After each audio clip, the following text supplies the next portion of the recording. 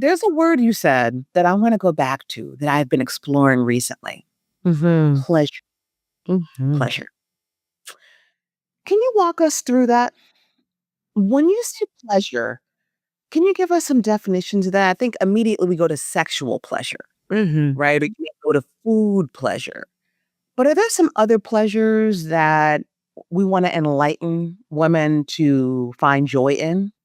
Yeah, for sure. So I love to think about pleasure as an opportunity to indulge your senses, right? To get into the space of really feeling the wind on your skin, feeling the grass under your feet. And it does include the sexual and the physical things as well. But I think that those are some of the more lower level types of pleasure, right? Waking up and being able to feel comfortable in your body. There's a pleasure in that. Touching yourself in sensuality and not sexuality, and becoming comfortable with that connection that you have with yourself, allowing folks to have access to you in connection, in conversation, in community. These sort of lifetime pleasures that we get to tap into that aren't necessarily addictions. Because when we're talking about the sexual aspect, the food aspect, often we are addicted and we are disconnecting from our pleasure in those places and spaces.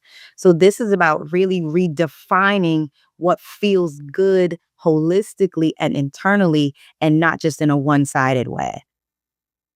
I love that. I love that. Can you give me one example? Of pleasure? Mhm. Outside of Abs food, sex, that Yes. you're right, I never thought of it like that, that we are disconnected. When we do those things, we're connecting with something that's kinda otherworldly, we're disconnecting. Mhm, mhm. So, I am a very touchy-feely person, I've always been that way, and growing up, I realized that other people are not so comfortable with touch, right? Especially Black women if we've experienced intimate trauma and all of those things.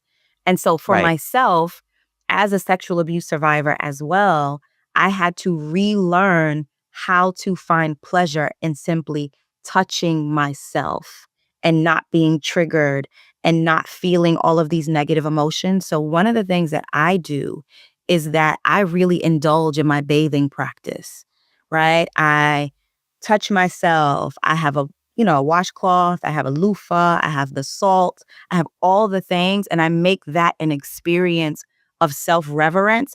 And when you get out the shower and you've taken time with yourself and you're clean and fresh, it makes me feel good. It feels like pleasure to me, and it carries me through the rest of my day.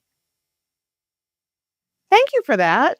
Of course, a little Thank tea of you. rye, but Right. No, I love it, I appreciate it so much. Thank you.